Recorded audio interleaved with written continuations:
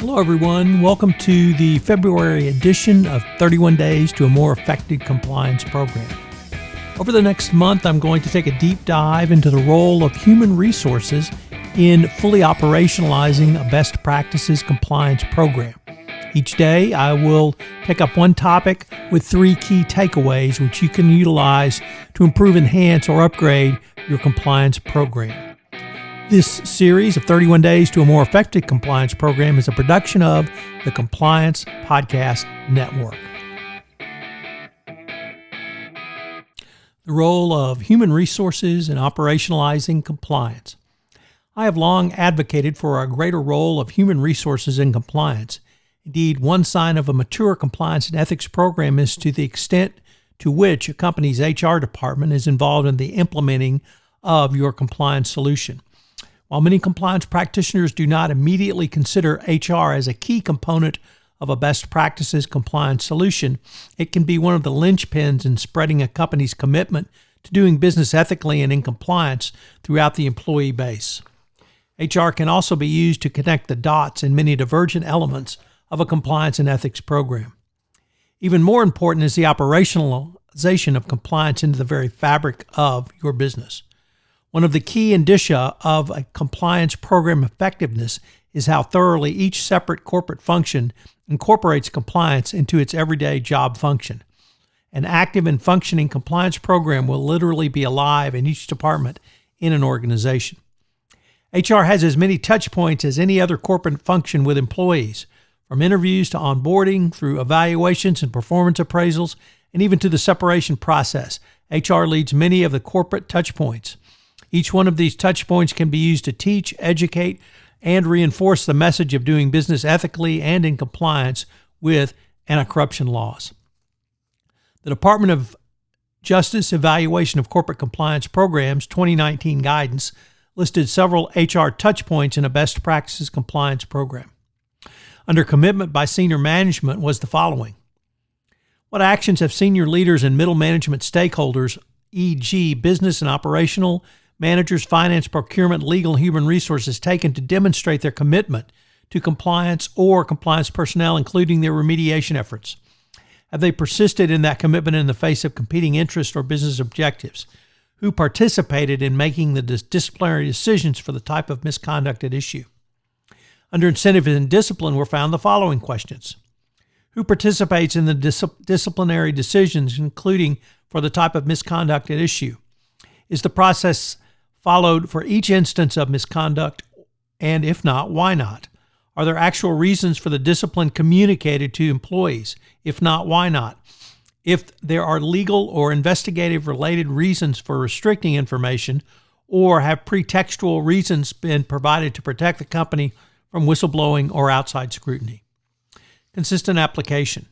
Have disciplinary actions and incentives been fairly and consistently applied across the organization? Are there similar instances of misconduct that were treated disparately, and if so, why? Incentive system. Has the company considered the implications of its incentives and rewards on compliance? How does the company incentivize compliance and ethical behavior? Have there been specific examples of actions taken, e.g. promotions and awards denied, as a result of compliance and ethical considerations? Who determines the compensation, including bonuses, as well as discipline and promotion of compliance personnel?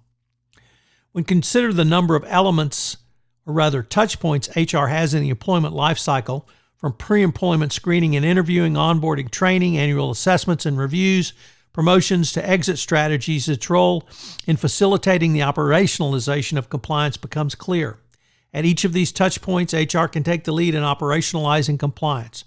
Additionally, each touch point provides an opportunity for ongoing communications with a prospective employee, newly hired employee, seasoned employee, or one moving up into the ranks of management about the need for ethical dealings and compliance with the company values as set out in your code of conduct and operationalized in your compliance policies and procedures.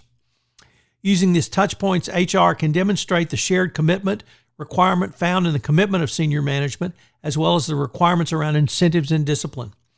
There are very few corporate departments which have so many employee touch points as HR.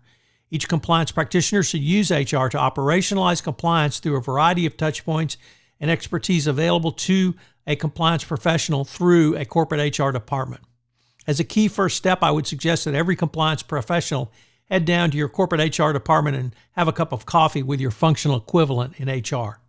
Find out not only what they do, but how they do it, and then explore how you can further operationalize your compliance program through these HR employee touchpoints. So what are the 3 key takeaways for today? Well, number 1, let's start with our last point, which is what are the HR employment touchpoints at your company?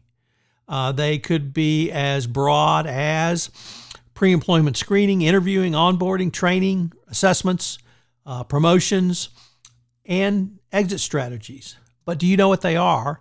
And how can you insert or implement a compliance component to each one of these touch points? Number 2, HR professionals can bring a new, dynamic, and innovative technique to compliance communications. Quite frankly, HR does communications all the time. So perhaps you could draw upon some of their expertise and talent to more fully communicate your compliance concepts. And number 3, if you haven't done so, go down and have a cup of coffee with the head of your corporate HR. Find out what they do, find out how they do it, find out what they do on a daily basis, find out all the ways that HR can help more fully operationalize your compliance program by getting your message out through their distribution channels. Thank you for joining me on this exploration of the role of HR in a best practices and fully operationalized compliance program on the February edition of 31 Days to a More Effective Compliance Program. 31 Days to a More Effective Compliance Program is a production of the Compliance Podcast Network. Thanks so much for listening.